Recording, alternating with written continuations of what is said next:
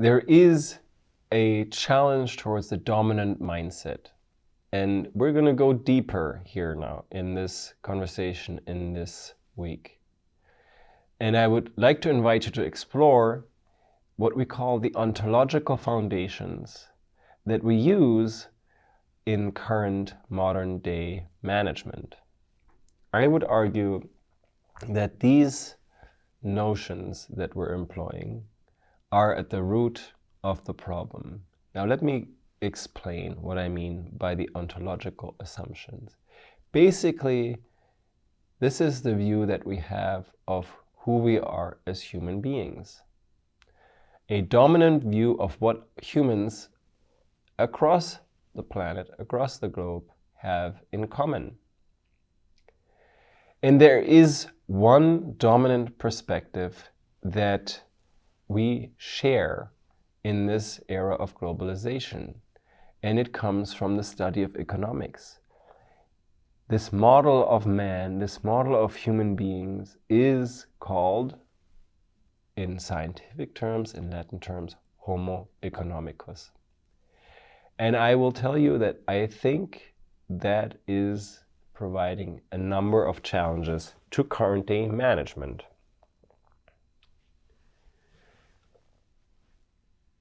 What we're going to explore in the next couple of lectures are background narratives, stories that we have about who we are, stories about human nature.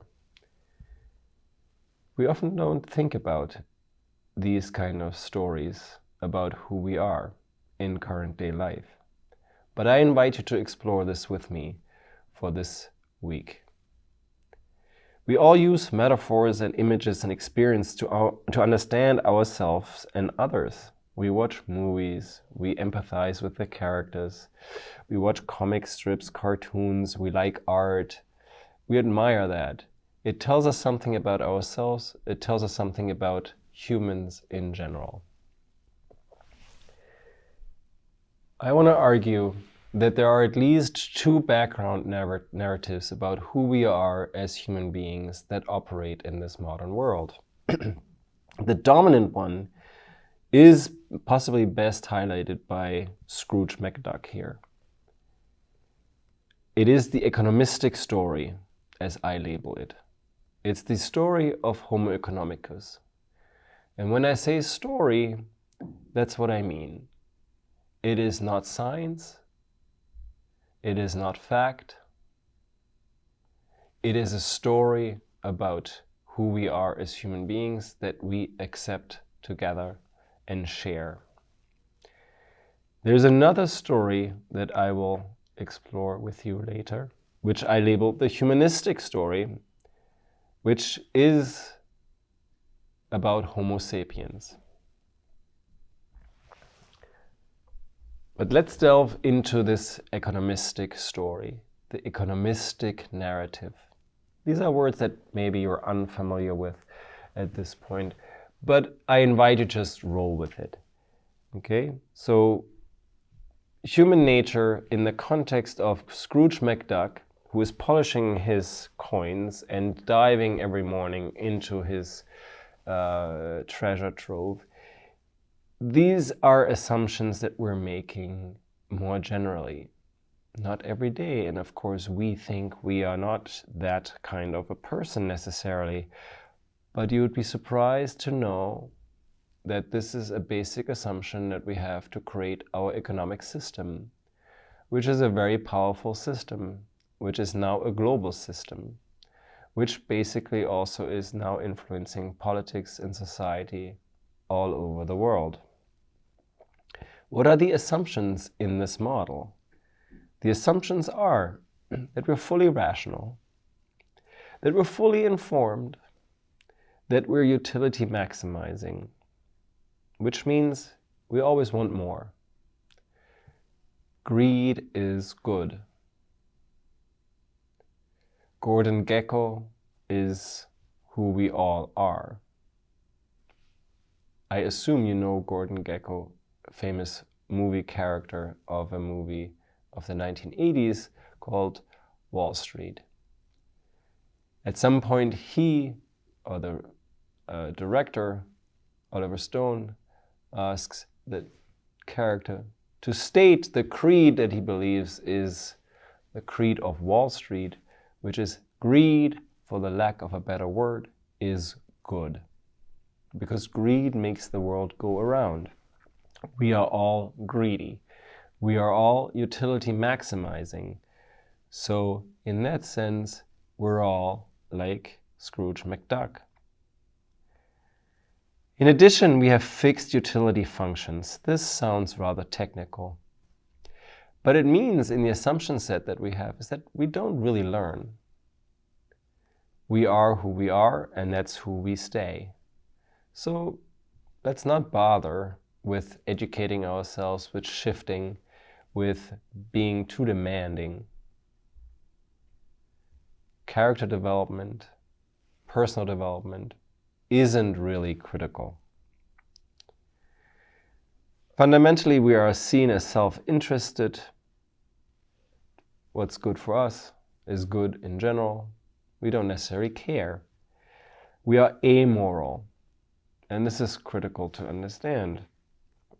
In this narrative, what is good, what is bad, doesn't necessarily matter. What is good is that which maximizes my utility. Profit maximization, more money, that is good, no matter how you get it. We're opportunistic with guile.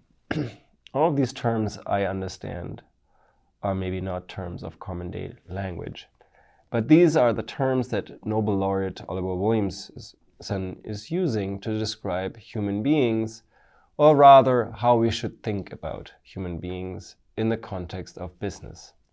We're opportunistic with guile. That means we don't honor our word in any way. We're just going to pursue whatever is best for us at this point in time. So we shouldn't necessarily be trustworthy because every one of us is interested in utility maximization. And because we have no moral boundaries, we're opportunistic with guile. We're going to do whatever is best for us.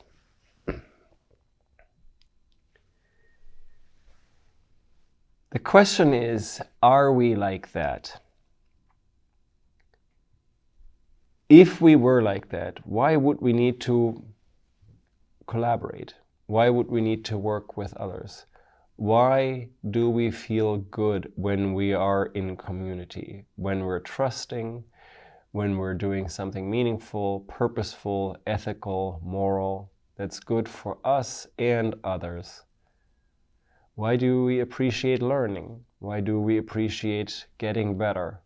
Why do we appreciate many things in life, including aesthetics, music, art, etc.?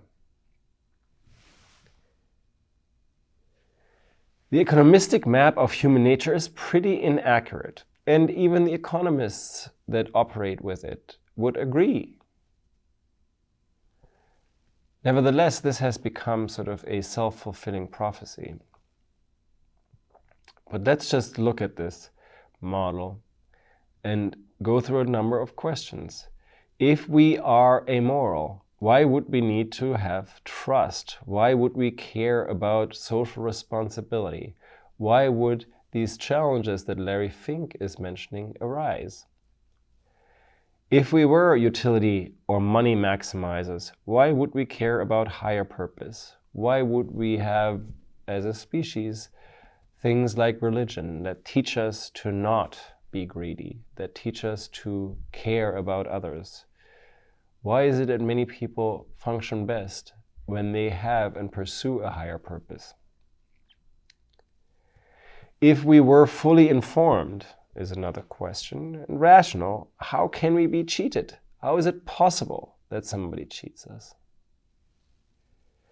If we're only self-interested, why do we care about others? These are just a number of questions to make you think through this deeper question of who we are as human beings.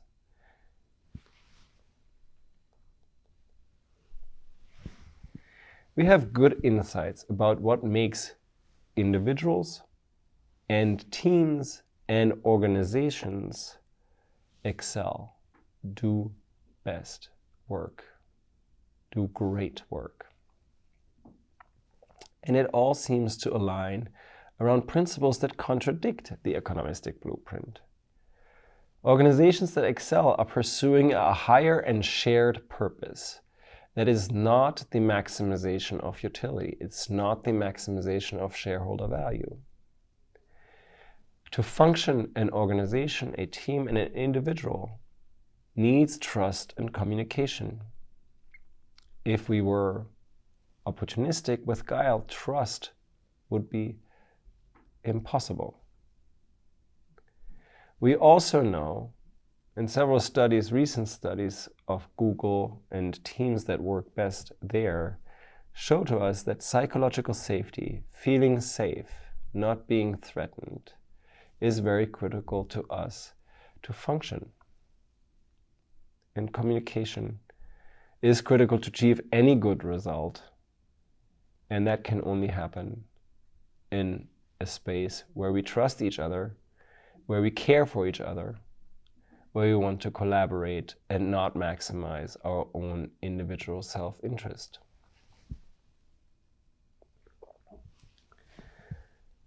I'm offering another map, which I call the humanistic perspective on human nature, which I think does a much better job of explaining and guiding modern managers in terms of understanding who we are as human beings. I argue it's evidence-based and not assumptions-based, because the economistic model, the one that comes out of economics as a social science, is assumption-based. All of the things that I said before are just assumptions. There is no clear evidence for it. I will also say that the humanistic perspective is more accurate. It explains human behavior better at all levels: the individual, the group level, the team level, the organizational, and societal. But that makes it a little bit more complex. We are sometimes greedy. We sometimes maximize our own utility, but there is more to it. I would argue that this model is still parsimonious, which is a requirement for good science, which means you don't have too many assumptions and you can't make it too complex. I would also argue that this humanistic model that I'm going to share with you in the coming lectures is universally applicable.